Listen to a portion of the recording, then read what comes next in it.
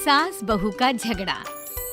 अनामिका की सास पुष्पा अपनी बहू को कुछ खास पसंद नहीं करती थी और इसीलिए दोनों सास बहू में आए दिन झगड़ा होता रहता था।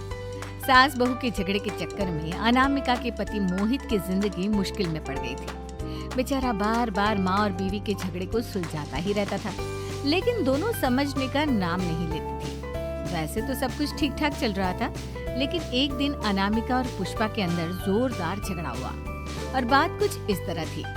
बहू, मैंने तुम्हें कल अपनी एक साड़ी धोने के लिए दी थी। हाँ मम्मी जी, वो साड़ी धोकर मैंने आपकी अलमारी में रख दी है। उसी की बात कर रही हूँ मैं। जरा देख तो, इस साड़ी को देखकर किसी भी तरह से लगता है ये धुली हुई है। अरे मम्मी जी, मैंने आपकी साड़ी वॉशिंग मशीन में अच्छे से धोकर सुखाकर आपकी अलमारी में तह बनाकर रखी थी। आपके तो नखरे खत्म ही नहीं होते। अरे कैसे बात कर रही है मुझसे? मेरे नखरे? अरे मोहित, जरा ये देख तो, ये साड़ी धुली हुई लग रही है क्या? अरे मम्मी, जब अनामिका कह रही है कि उसने साड़ी धोई थी तो मान लो ना। हर बात पर झगड़ा करना जरूरी है क्या? क्या है ना मोहित, तुम्हारी माँ को तो मेरे हर काम में नुस्ख निकालने की आदत पड़ गई है। जब तक दो चार खरी खोटी सुना नहीं लेती ना, इनका दिन नहीं निकलता। अरे चुप कर, बहू होकर मुझे जवाब देती हो। एक तो गंदे कपड़े उठाकर अलमारी में रख दिए, ऊपर से कैंची की तरह कचर कचर बोली जा रही हो। अरे मम्मी जी, अब तो समझ में नहीं आता क्या? मैंने साड़ी धो कर रखी थी, तो फिर इतनी गंदी क्यों लग रही है? मुझे क्या पता मम्मी जी, आप इस पर इस तरह तेल और घी की चिकनाई के दाग लगाकर लाएंगी तो ये मेरी जिम्मेदारी थोड़ी ना है। अरे तो हाथ से धोना चाहिए था ना। मैं आपकी बहू हूँ, नौकरानी नहीं जो एक कपड़ा रगड़ रगड़ कर हाथ से धो दूंगी। आपको पहननी है तो पहनिए, नहीं तो रख दीजिए। तुझे तो मैं अच्छी तरह बताऊंगी, मुझे जवाब देती है। एक दिन सुबह के वक्त, अरे अनामिका, मेरी व्हाइट शर्ट कहाँ है? आज ऑफिस में बहुत बड़ा प्रेजेंटेशन है और मुझे वो व्हाइट शर्ट पहन कर जाना है।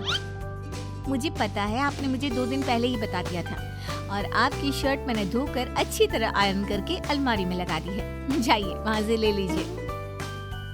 अनामिका, ये तुमने क्या किया? ये देखो, शर्ट पर लिपस्टिक का दाग लगा हुआ है और ये तो एक जगह से जल भी गई है। नहीं नहीं मोहित, ऐसा नहीं हो सकता। मैंने तो तुम्हारी शर्ट ठीक से इस्त्री करके अलमारी में लगाई थी।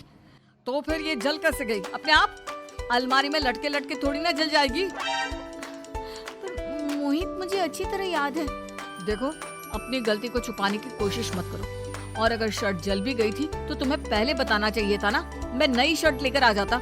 अब ऐन वक्त पर शर्ट कहाँ से लेकर आऊं? मेरा इतना इम्पोर्टेंट प्रेजेंटेशन था, सब खराब हो जाएगा। अरे बेटा, क्यों परेशान होता है? ये देख, मैंने तेरे लिए पहले से ही एक नई व्हाइट शर्ट ला कर रखी है। लेकिन मम्मी, आप मेरे लिए व्हाइट शर्ट क्यों लेकर आई?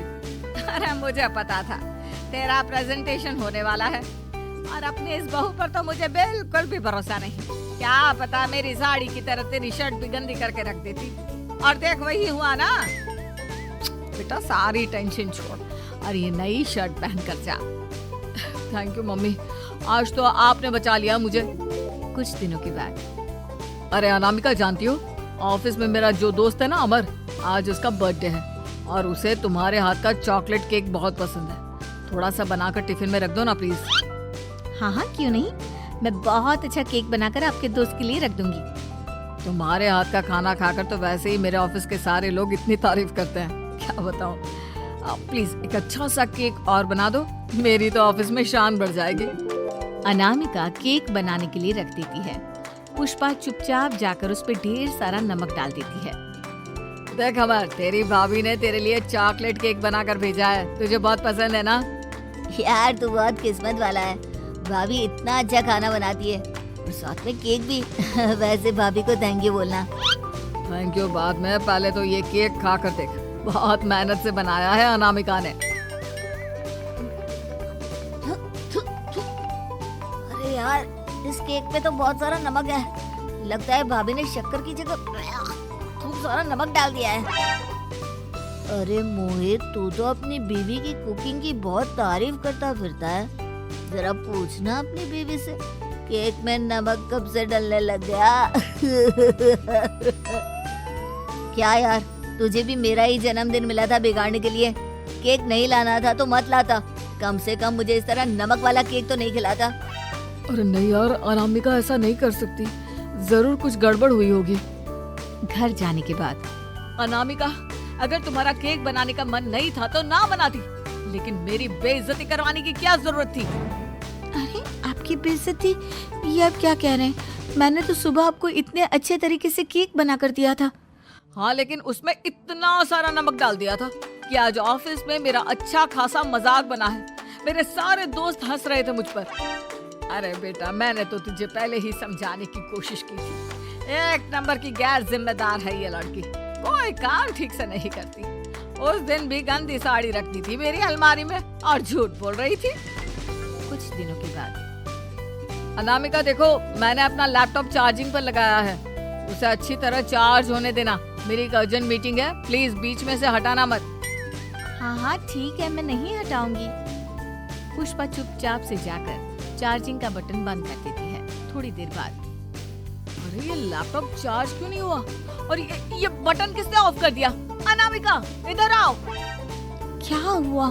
क्यों चिल्ला रहे इतना? अनामिका, मैंने तुमसे कहा था ना, मेरा लैपटॉप चार्जिंग पर लगा हुआ है, मेरी अर्जेंट मीटिंग है। तुमने इसका स्विच ऑफ क्यों कर दिया? अरे मैंने ऐसा कुछ नहीं किया, मैं क्यों स्विच ऑफ करूंगी? कुछ दिनों से देख रहा हूँ अनामिका, तुम मेरा हर काम बिगाड़ देती हो। देखो ये अच्छी आदत है, कम से कम तुम्हें इस बात का तो ध्यान रखना चाहिए था कि मेरी कितनी इम्पोर्टेंट मीटिंग थी। अब क्या करूंगा मैं? आई एम सॉरी मोहित, लेकिन सच में मैंने जानबूझकर कुछ नहीं किया। अगर जानबूझकर नहीं किया तो क्या सब कुछ अपने आप हो जाता है? कभी मेरी शर्ट जल जाती है, कभी केक में नमक डल जाता है। आप मेरी बात क्यों नहीं सुनते? मैंने जानबूझकर कुछ नहीं किया। फिर से वही बात। अरे कितनी बार तुम्हें समझा चुका हूँ, इस तरह मेरा काम बार बार मत बिगाड़ा करो। तुम जानती हो मुझे कितनी प्रॉब्लम होती है। ऑफिस में तो पहले ही बेइज्जती करा चुकी हूँ, और अब ये मीटिंग, ये भी मेरे हाथ से निकल गई। अनामिका की समझ में कुछ नहीं आता कि आखिर उसके साथ ये सब क्या हो रहा था और क्यों हो रहा था। फिर कुछ दिनों के बाद मोहित अपने ऑफिस से कुछ फाइल लेकर घर आता है। अनामिका, ये कुछ फाइलें हैं, इन्हें संभाल कर रख दो। और प्लीज इस बार ध्यान से, कोई गड़बड़ी नहीं होनी चाहिए। नहीं मोहित, कोई गड़बड़ी नहीं होगी। मैं सारी फाइल्स अलमारी में लॉक करके रखूंगी और चाबी अपने पास रखूंगी। अनामिका, जरा अलमारी की चाबी तो देना। क्यों मम्मी जी, आपको क्या काम है? उसमें मोहित की जरूरी फाइल रखी है और मैं नहीं चाहती कि इस बार कोई भी गड़बड़ हो। पता नहीं कुछ दिनों से हर काम खराब हो जाता है। अरे मुझे उसमें से पैसे निकालने हैं और उसके बाद ले लेना अपनी चाबी। मैं खा नहीं जाऊंगी तुम्हारे पति की फाइल। अनामिका को अपनी सास पर शक होता है। चाबी देने के बाद वो चुपचाप छुपकर अपनी सास की हरकत देखती है। ये फाइलें उठाकर डस्टबिन में डाल देती हूँ, फिर देखना कैसे मोहित इसकी खबर लेगा। इस बार तो छोड़ेगा नहीं इसे। वैसे भी पहले मैंने जो कुछ भी किया है उसकी वजह से अच्छी खासी डांट पड़ी है, मजा आ जाएगा। अच्छा तो ये बात है, सारा काम मम्मी जी बिगाड़ देती हैं, वो भी इसलिए क्योंकि मेरा उनसे झगड़ा हो गया है।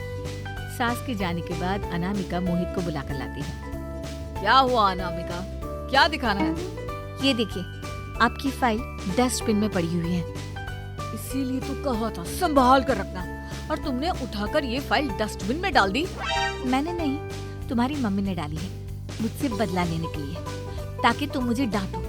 और अगर मैंने डाली होती तो मैं तुम्हें दिखाने के लिए बुलाकर तो नहीं लाती ना। सही कह रही हो, मैं अभी मम्मी से जाकर बात करता हूँ।